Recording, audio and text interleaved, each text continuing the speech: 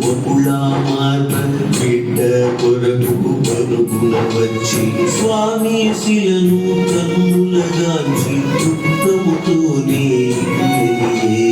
కోమలమైన దేహం శిలగా మారించుందుకు తండ్రి ఇద్దరి కోడళ్ళ ముద్దు మురిపెను పాపు చేసిరి ఇద్దరి కోడళ్ళ ముద్దు మురిపెను పాపు చేసిరి శ్రీకరేశుని చేతండి పాపములన్నీ తొలగుగా ఏడు కొండలు ఎక్కినంతని మనసే పరవశముగా వెంకటేశుని చరితం వింటే పాపములన్నీ తొలగుగా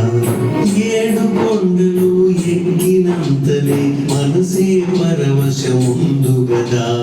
ఏడుకొండలవాడ వెంకటరమణ గోవింద గోవింద.